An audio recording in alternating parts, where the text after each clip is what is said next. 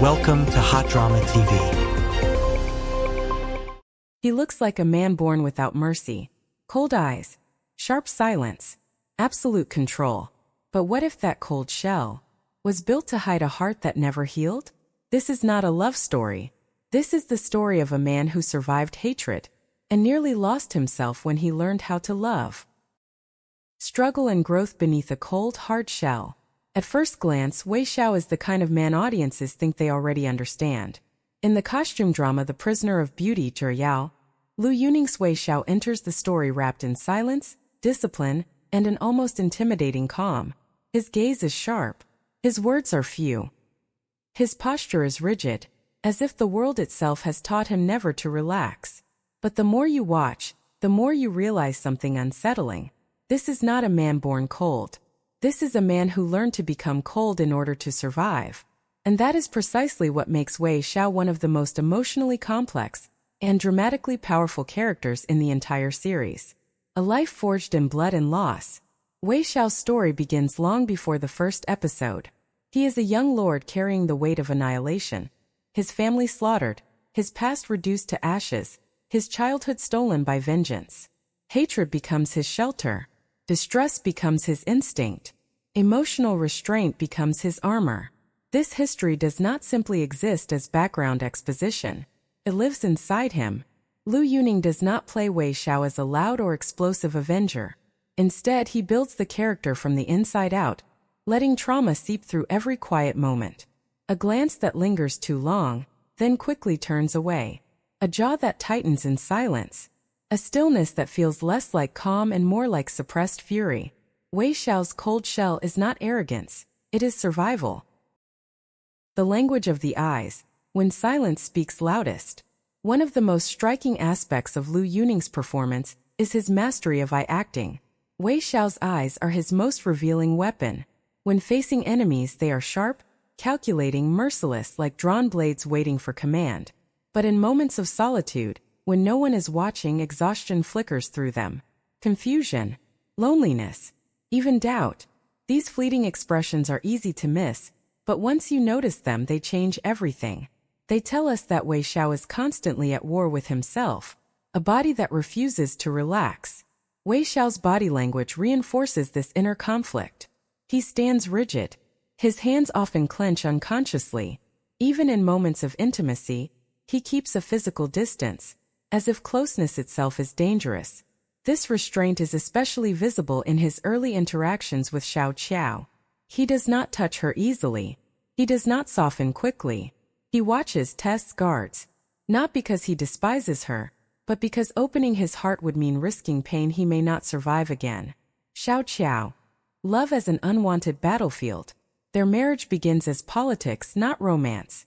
To Wei Shao, Xiao Qiao is not a wife, she is a variable. A potential threat. A reminder that alliances can kill just as easily as swords. At first, his coldness toward her is almost cruel. Deliberate distance. Sharp words. Calculated indifference. Yet Xiao Qiao does not retreat. Her intelligence, resilience, and quiet sincerity slowly disrupt Wei Shao's emotional defenses. And this is where Liu Yuning's performance truly shines. From resistance to collapse, the slow cracking of the shell. Wei Shao's emotional transformation is not sudden. It is agonizingly slow. Early stage, defensive hostility. He tests Xiao Qiao, pushes her away, observes her reactions like a general studying an enemy. Middle stage, dangerous attraction. Something changes. His gaze softens for half a second. He hesitates before speaking. His eyes follow her unconsciously, and then he pulls back. Because attraction terrifies him. Liu Yuning portrays this conflict through micro-expressions. Fleeting warmth immediately swallowed by restraint. Desire crushed by duty. Love strangled by fear. Later stage love still bound by chains. Even when Wei Shao finally loves Xiao Qiao, his affection remains cautious, controlled, and painfully restrained. He loves deeply but silently, protectively but imperfectly, desperately but without surrender. This quiet intensity becomes his greatest emotional appeal. Power, vengeance, and the price of leadership. Wei Shao is not only a lover, he is a ruler, a commander, a man standing at the center of political storms. On the battlefield and in court, Liu Yuning presents a different Wei Shao. Commanding, decisive, unyielding. His presence dominates the screen. His authority feels earned, not performed. Yet the tragedy lies here. The more powerful he becomes, the less freedom he has to be human. When revenge threatens to harm the innocent, especially Xiao Qiao, Wei Shao hesitates. Silence replaces rage. Anger turns inward. His pain becomes visible in moments where words fail him. This internal struggle is where the character transcends archetype and becomes painfully real. What makes Wei Shao unforgettable? Wei Shao represents a universal truth. Strength does not mean the absence of vulnerability. It often means carrying vulnerability in silence. Liu Yuning's performance transforms Wei Shao from a cold male lead into a deeply wounded man fighting between hatred and love, power and conscience, survival and emotional rebirth. His growth is not heroic in a traditional sense. It is quiet. It is reluctant. It is painfully human. And that is why it stays with the audience long after the screen fades to black. When the armor begins to crack, what makes Wei Shao truly compelling is not when he wins battles. It is when he hesitates. There are moments in The Prisoner of Beauty where Wei Shao stands perfectly still, surrounded by power, command, and authority, yet looks more trapped than ever. These are the moments when the cold shell finally begins to fracture, because for the first time he realizes something terrifying.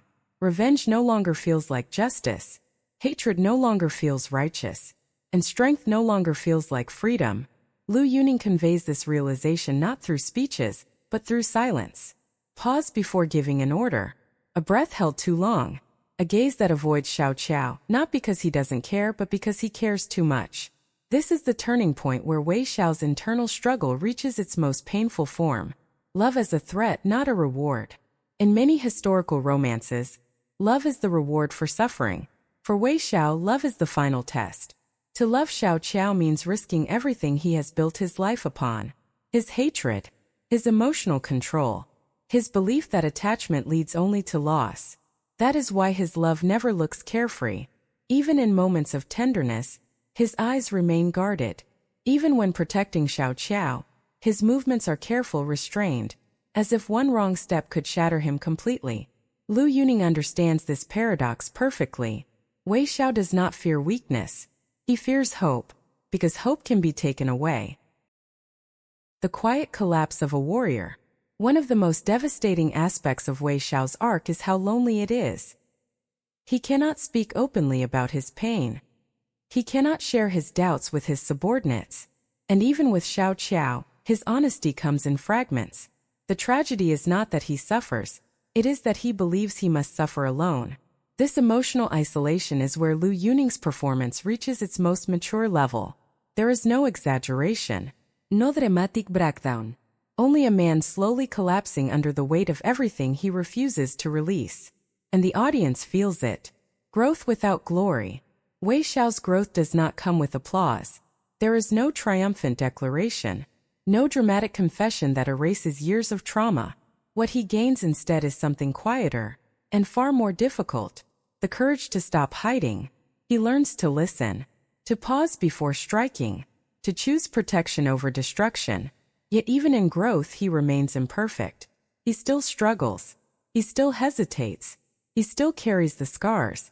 And that is why his journey feels authentic. Why this character resonates so deeply.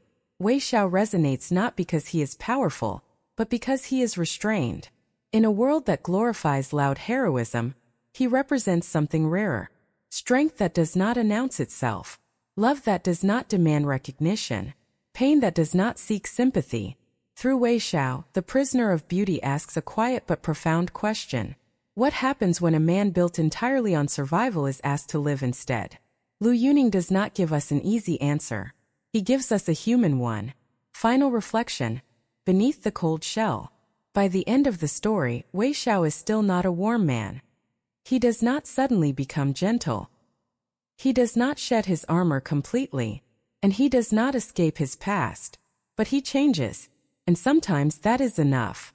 Because growth does not always mean transformation. Sometimes it simply means learning to let one person see the truth beneath the armor. And when Wei Shao finally allows that, even briefly, it becomes one of the most emotionally resonant journeys in modern costume drama. Wei Shao never became a gentle man. He never fully laid down his armor. He never escaped the past written in blood, but he learned something far more dangerous than revenge.